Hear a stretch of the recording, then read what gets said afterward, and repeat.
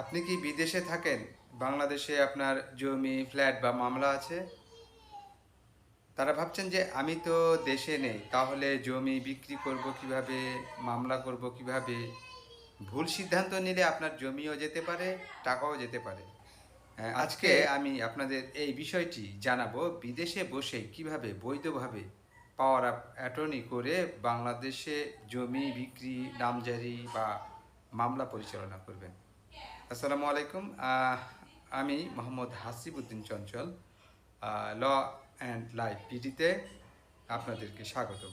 আজকের এই ভিডিওটি বিশেষভাবে প্রবাসী বাংলাদেশিদের জন্য। পাওয়ার অফ অ্যাটর্নি কি? পাওয়ার অফ অ্যাটর্নি বা মোক্তারনামা হলো একটি আইনগত দলিল যার মাধ্যমে আপনি অন্য কাউকে আপনার পক্ষে নির্দিষ্ট কাজ করার ক্ষমতা দেন। বাংলাদেশে এটি সাধারণত দুই ধরনের হয়। এক, জেনারেল পাওয়ার অফ অ্যাটর্নি।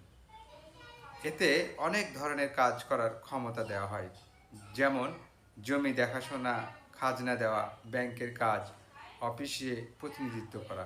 দুই, স্পেশাল পাওয়ার অফ অ্যাটর্নি। এটি নির্দিষ্ট কাজের জন্য, যেমন শুধু একটি নির্দিষ্ট জমি বিক্রি করা, শুধু একটি মামলা পরিচালনা করা, শুধু দলিল রেজিস্ট্রি করা। জমি বিক্রির ক্ষেত্রে আমি সবসময় স্পেশাল পাওয়ার অফ অ্যাটর্নি করারই পরামর্শ দিব। বিদেশ থেকে পাওয়ার অফ অ্যাটর্নি করার যে ধাপ, সেটি হচ্ছে যে প্রথমে আপনাকে যেটি করতে হবে, 1 নম্বর ধাপ সেটি হচ্ছে খসড়া প্রস্তুত করতে হবে।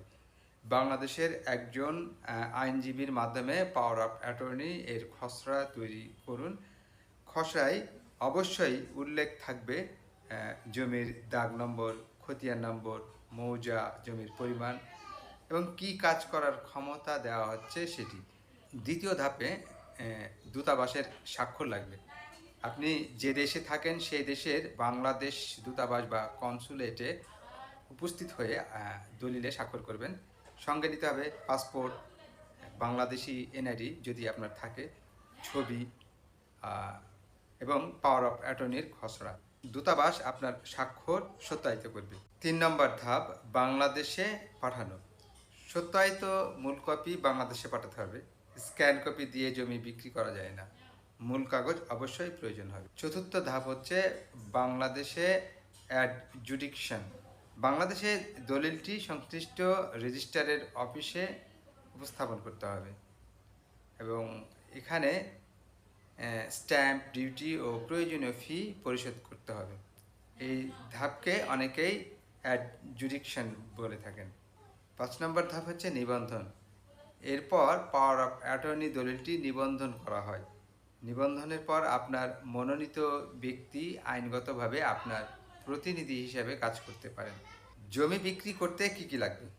যদি প্রবাসীর পক্ষে জমি বিক্রি করা হয়, সাধারণত লাগতে পারে নিবন্ধিত পাওয়ার অফ অ্যাটর্নি, মূল দলিল, খতিয়ান, দাগের নকশা, ম্যাপ, সর্বশেষ ভূমি উন্নয়ন করের রসিদ, মালিকের পাসপোর্টের কপি, প্রতিনিধির এনআইডি। মামলা পরিচালনায় পাওয়ার অফ অ্যাটর্নি অনেক প্রবাসীর জমি দখল হয়ে যায় বা দেওয়ানি মামলা থাকে। সেই ক্ষেত্রে স্পেশাল পাওয়ার অফ অ্যাটর্নি এর মাধ্যমে বাংলাদেশে একজন আইনজীবী বা বিশ্বস্ত ব্যক্তিকে মামলা পরিচালনার ক্ষমতা দেওয়া হয়। তবে মনে রাখবেন, মামলায় সাধারণত আইনজীবী ওকালতনামা দিয়ে আদালতে হাজির হন।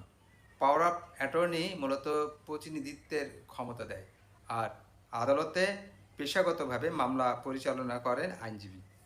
সবচেয়ে গুরুত্বপূর্ণ যে সতর্কতা, সেটি হচ্ছে কাউকে কখনোই সব কিছু করার ক্ষমতা দিয়ে জেনারেল পাওয়ার অফ অ্যাটর্নি দেবেন না। অনেক প্রবাসী এই ভুল করে, পরে দেখেন যে জমি বিক্রি হয়ে গেছে, টাকা আত্মসাৎ হয়েছে, অন্য সম্পত্তিও হস্তান্তর হয়েছে। তাই দলিলে স্পষ্টভাবে লিখুন কোন জমি, কত শতাংশ, কি কাজ, কত দিনের জন্য। পাওয়ার অফ অ্যাটর্নি কি বাতিল করা যায়? হ্যাঁ, করা যায়। আপনি চাইলে রিভোকেশন ডিড এর মাধ্যমে পাওয়ার অফ অ্যাটর্নি বাতিল করতে পারবেন। তবে বাতিল করার পর সংশ্লিষ্ট অফিস ও প্রতিনিধিকে তা জানানো জরুরি। শেষ কথা, বিদেশে থাকলেই আপনার জমি বা মামলার অধিকার শেষ হয়ে যায় না।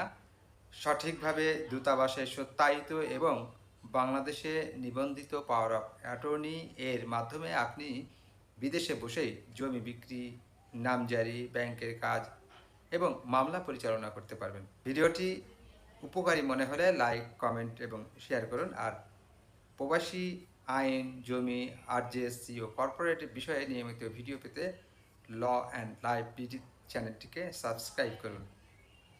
আমি মোহাম্মদ হাসিবুদ্দিন চঞ্চল। আল্লাহ হাফেজ।